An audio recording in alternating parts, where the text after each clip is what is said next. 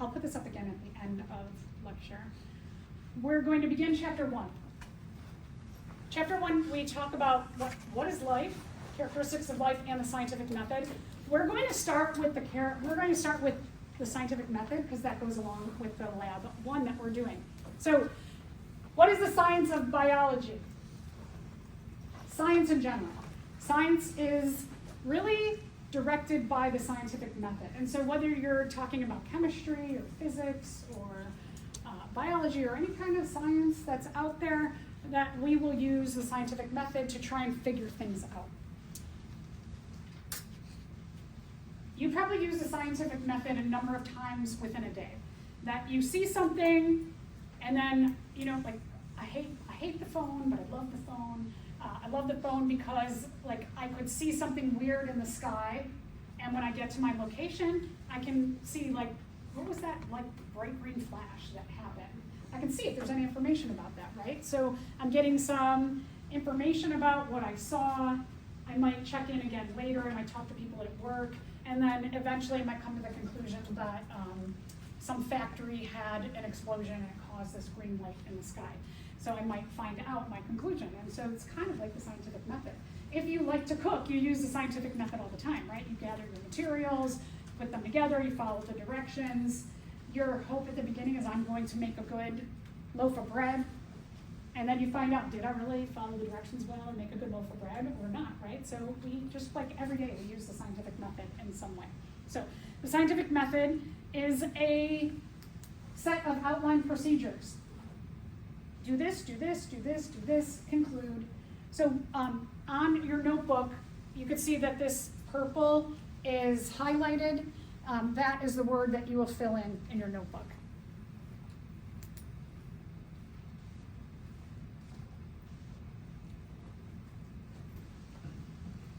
So let's talk about all the different parts of the scientific method. Now, I hate to say step 1, step 2, step 3, because depending on my class, let's say you have like biology and you have chemistry and you have physics. And all of your classes at the beginning, they might go through, here's a scientific method. And my class might say there's 8 steps. And then in chemistry, there's 4 steps. And in physics, there's 7 steps. And you're like, why do they all have a different number of steps? It doesn't matter. The number doesn't matter. Any scientific method is going to have all these pieces in there. Some of them may be combined into, like, maybe the first 3 parts. In physics, they combine them into 1 step. But in biology, we call them 1 step each. So it doesn't matter. It's the parts of the scientific method that are appropriate or important. So I don't like to number them. I just like to talk about them.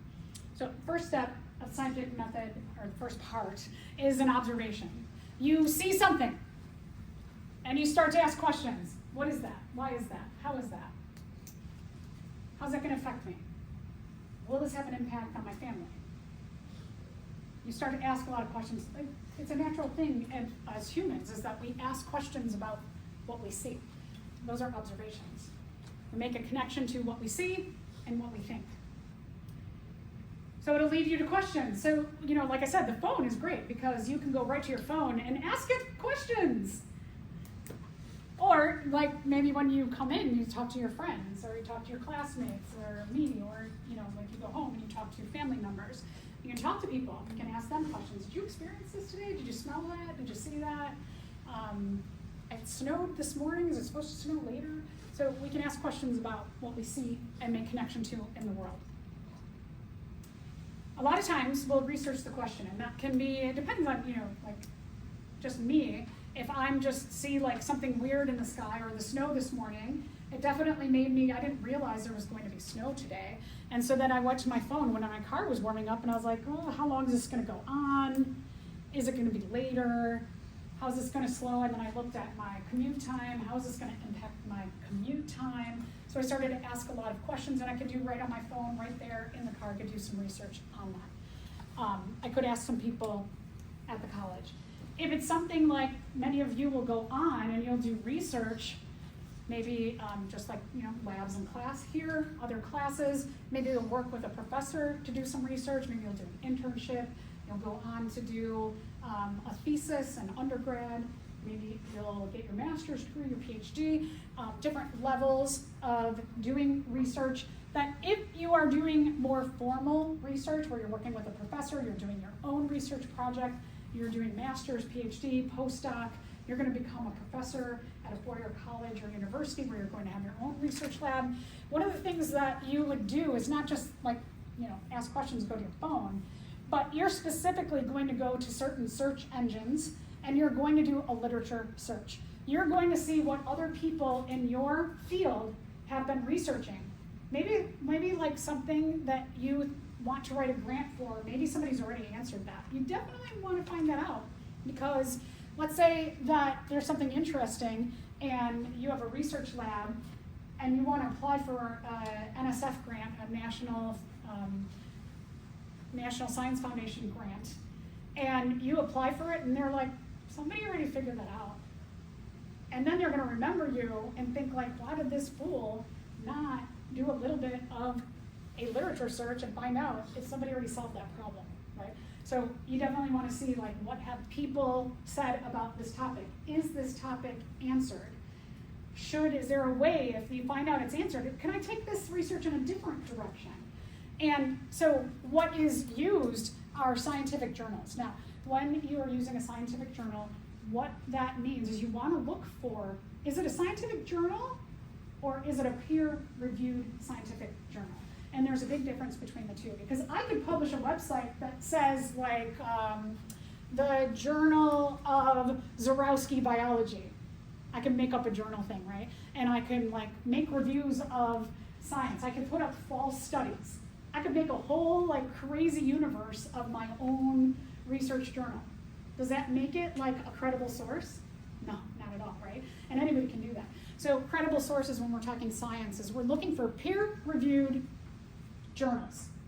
And what that means is that you have done a study and you have written up your scientific method, you've written an abstract, you have a bunch of people that you're working with likely, and you take your scientific method and what you found out, you take it to, let's say you're doing something about cardiology, and you take it to the Journal of Cardiology, and you ask them, I would like to, I did this study, and I came out successful, and I would like to see if we can publish it in your journal.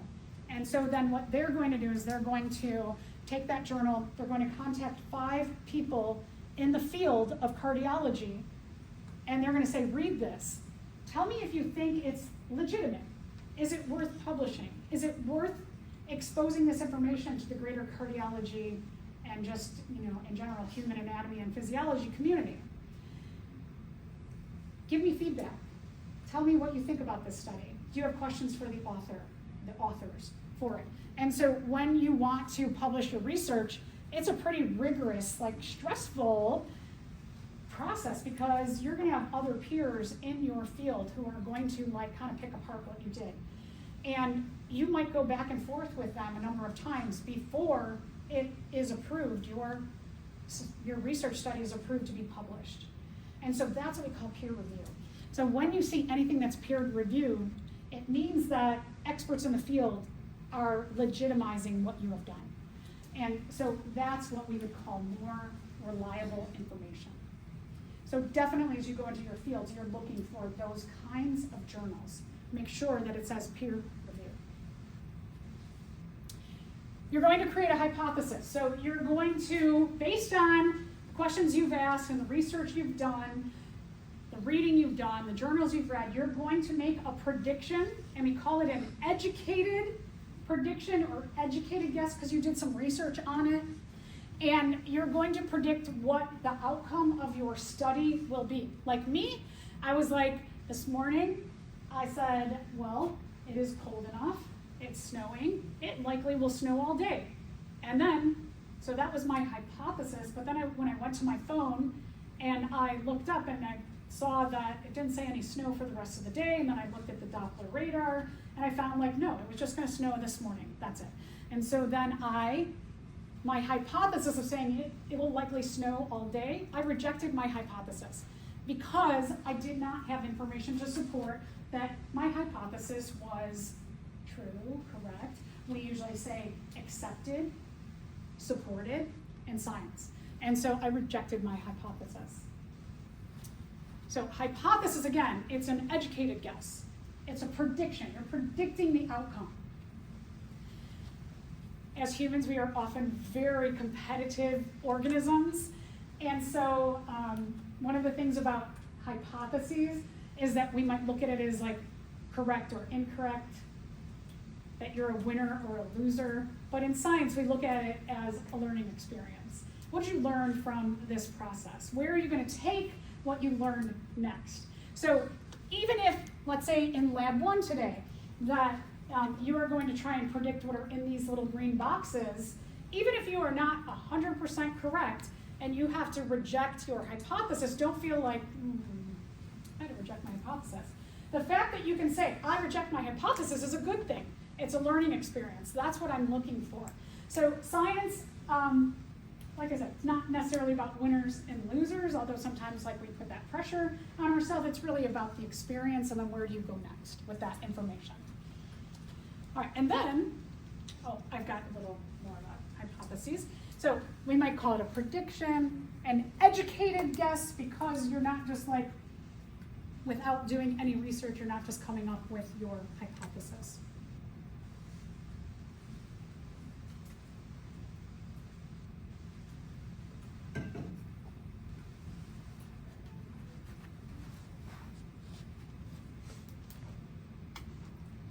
Hypotheses can be a question or a statement. Like mine, I said, it's likely to snow all day. So I made a statement. I could say, is it likely to snow all day? So either one is acceptable. I know, like in high school, often in science, they say it has to be an if this, then that statement, an if-then statement. Nobody usually uses that, like in science. It's good training to just say, like, one part leads to a conclusion, like this leads to a conclusion. But that's not necessarily needed or 100% like the way hypotheses are created. So just to talk about that. Okay, so like for example, it will rain today. You could make a sentence, a question. Will it rain today? Will I win the lottery today? I will win the lottery today, right? You're going to, even if you say, I will win the lottery today, you're going to confirm whether you won or not by looking at the numbers that you played and saying yes or no. Hopefully yes, that would be great. All right, so I have a question for you. So the way that I do these questions is we'll read them over. You can think about what your answer might be, and then we'll talk about the answer itself. These questions are similar. They're practice questions for the exam. So like I have the quizzes online on Canvas for you to practice with, and these are also like a little form of like, this is what you should be expecting on exams. So which of the following is a hypothesis if you find your iPhone suddenly won't work? So let's look through each of these and talk about, well, what does this information mean? So a hypothesis is an educated guess or a prediction, and when we're talking about this particular case, we're looking for a prediction as to why my iPhone suddenly won't work. My phone holds 3 gigs of music. Does that tell us why the phone won't work? Or is that just data or information about the phone itself? It's just data about the phone. So it's not a prediction as to why the phone won't work.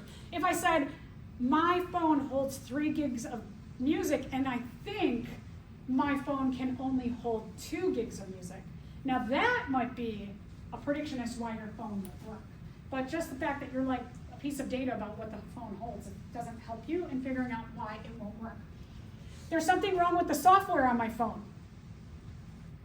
Yeah, that's a reason, right? It gives you a reason, a prediction is why your phone won't work. So that one sounds good.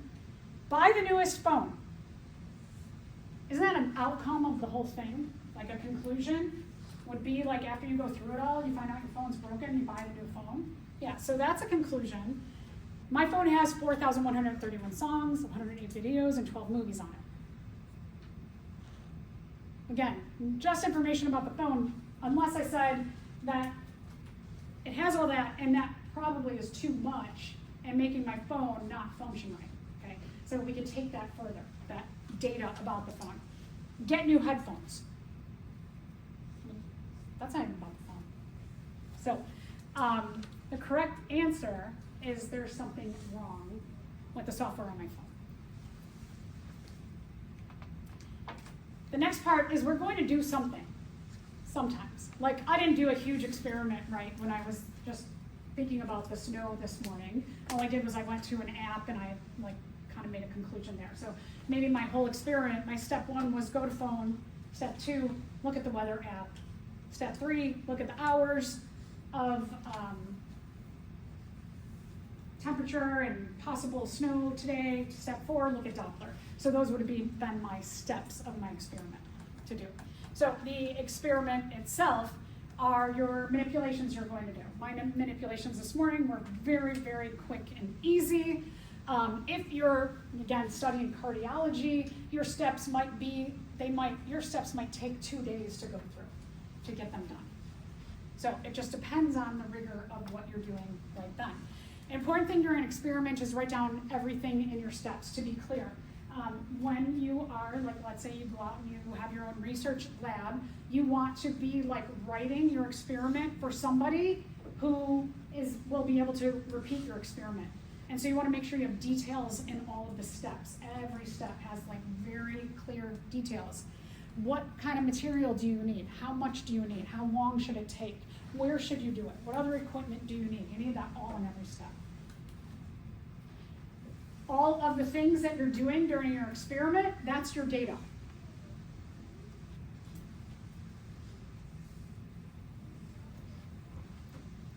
During your experiment, anything that happens, anything you see, hear, feel, smell, etc., you should write down.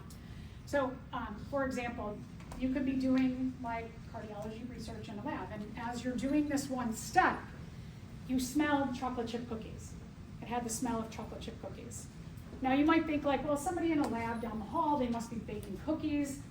But what if you do the whole experiment and you get to the end and you're like, whoa, this valve really works better than the other artificial valve.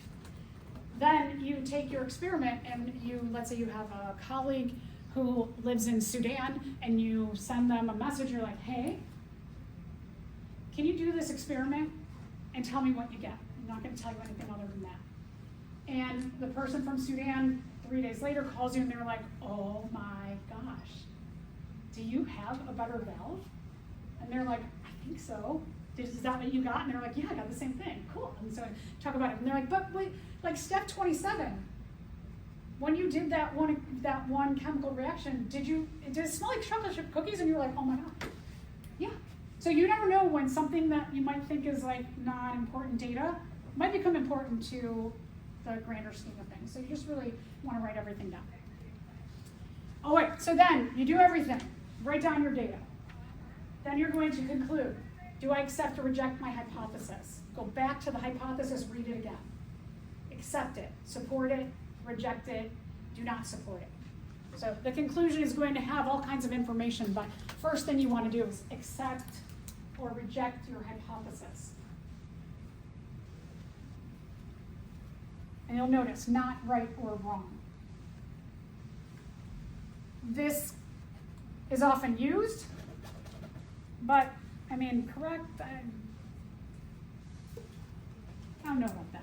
I like to use accept or support, reject or refute or not support.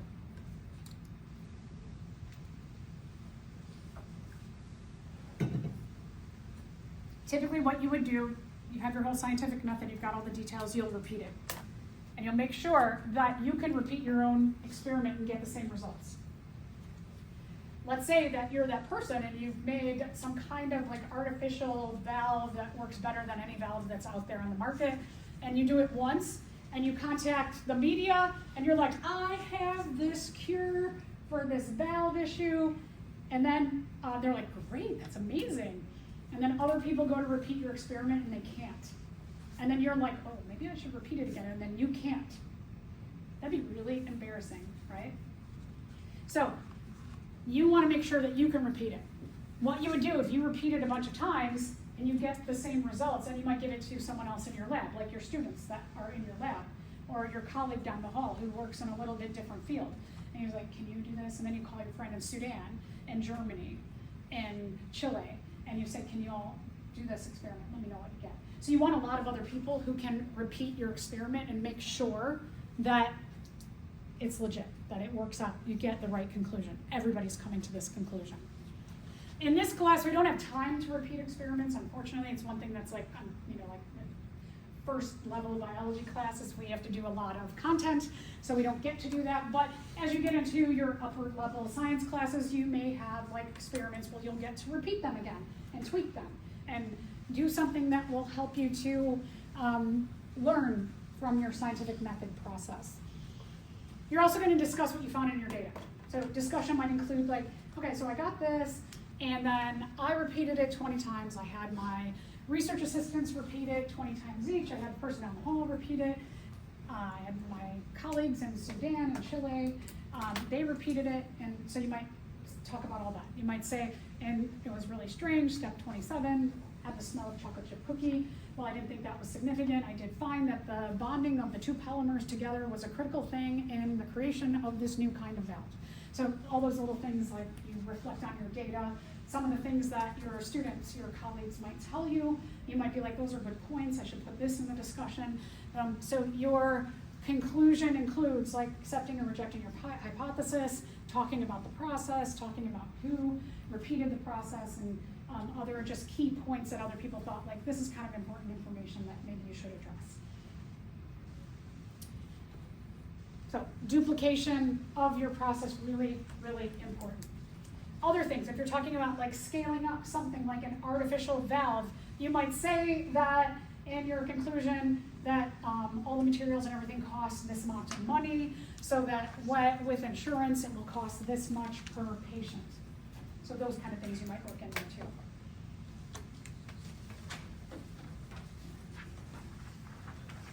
The level of rigor of the scientific method depends on if you're just looking at the weather to helping cure people of diseases, right? So it gets longer or shorter depending on what you're doing.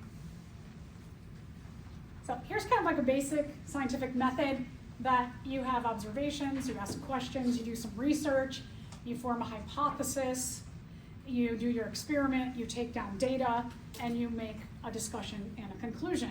So if, like, you get in your car and the battery won't work, which I hope doesn't happen to you this semester, that you make a hypothesis that the battery is dead, and then you maybe call someone to replace the battery in your car. I certainly would probably have someone try and jump my car before I had a full battery replacement.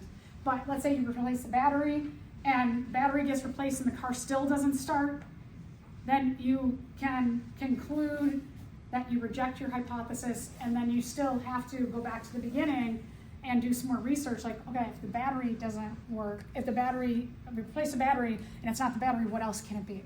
And then you want to make a new hypothesis. And so it's kind of like, even on just everyday problems, again, you'll loop around till you get to the right conclusion, and it could be more rigorous if you have these bigger scale studies. All right, which is an equivalent hypothesis to will I pass this class? And let's pick the best one, because will I get a C in this class? That is a good one, right? That is passing the class. But here's the thing about multiple choice questions, is that you have to pick the best answer a lot of times. And so when you sit for your board exams, your professional exams, or like maybe even just an interview exam, you will have situations where you're like, there are 4 correct answers, and they want you to pick the best of the 4. So, will I get a C in this class? Yeah, that sounds good, and so I keep that in the back of my mind. Maybe on your paper you write like a little doodad there. Will I get a B? I will get a B in this class. That's passing, right? So that's another one. That sounds good. Is this class easy?